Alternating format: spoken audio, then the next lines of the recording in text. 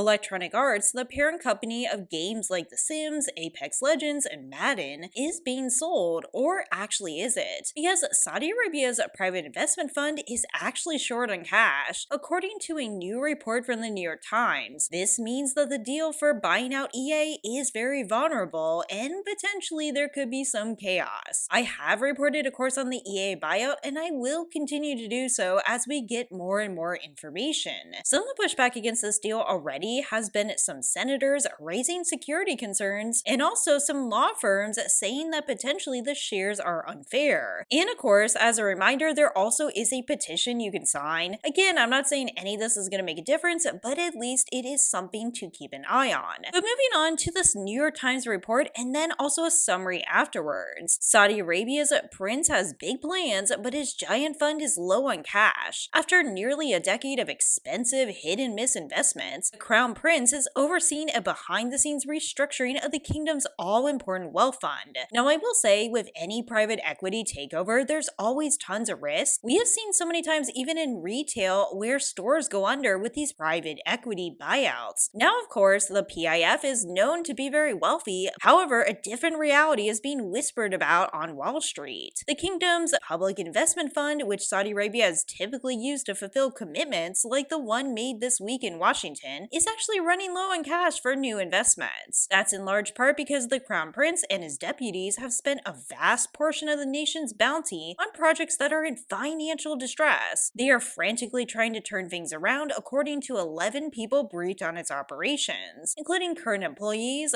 board members, investors, and their representatives. As the report continues, their expanding portfolio is nowhere near fruition.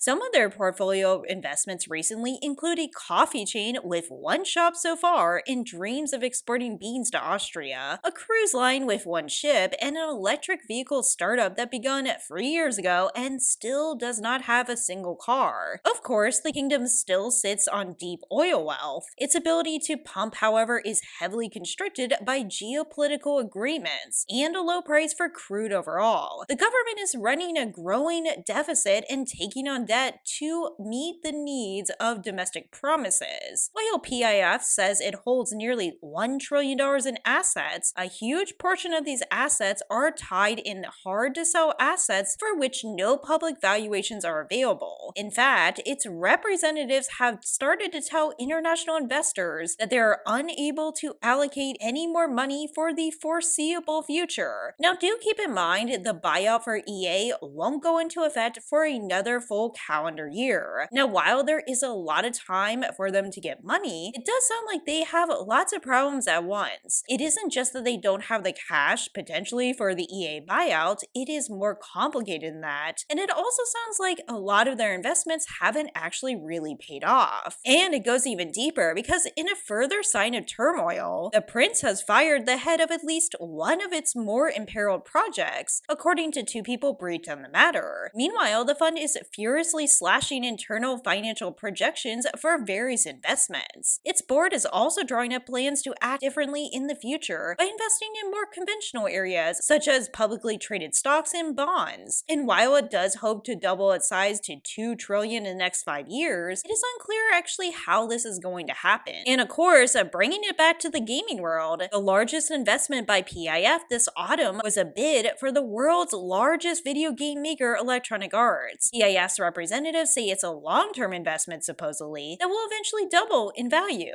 And of course, you can see the risk right here. They are making lots of projections, and already they have a lot of financial distress from their other investments. This honestly sounds really risky overall, and I'm not saying this means that the sale is not going to go through, but what it could mean is, even if it goes through, there could be absolute chaos afterwards. How they're going to service that debt? They could shut down studios, they could also change the monetization. There are so many different ways this could go. And of course, there could be games that just go out completely. Now, what do I think is going to happen to one specific game? I really can't say. As you know, this is just a fluctuating situation. And if I were to tell you I knew what was going to happen, that just would not be honest. And of course, I do know a lot of people just care about what's going to happen to their game, such as The Sims, but this has such bigger implications. As this report explains, the EA acquisition is a signal that the gaming industry is ripe for private equity the investment. If affinity partners Silver Lake and PIF can service the company's debt while maintaining profitability through aggressive monetization and cost cutting, the playbook becomes replicable. For example, Ubisoft oversees Assassin's Creed, Far Cry, and Rainbow Six. Take-Two owns Grand Theft Auto, Red Dead Redemption, and 2K Sports. Each of these publishers has already developed existing monetization infrastructure, although not as openly exploitative as EA, through live service games, season passes, cosmetics, and other microtransactions. And at the same time, industry jobs are being aggressively cut without private equity involvement even so. This of course includes the expansion of generative AI. And I do want to talk about generative AI in a future video. I know it's a huge topic, but I do have some more information on that too. So like I said, I'm not actually that hopeful this is going to be stopped. However, we just keep getting more and more uncertainty and just maybe a little bit of oversight. Even if you are totally done with The Sims, which is totally fine, I will say this matters for the entire gaming industry. I was actually just talking to my cousin over Thanksgiving, and he had wanted to be in the gaming industry, and honestly, he's thinking of moving away because there is just not very much in the way of stable jobs. But of course, that is a topic for another day. As always, thanks so much for watching. I hope everybody had a good holiday if you did celebrate, and I hope everyone is well otherwise. As always, thanks so much for watching,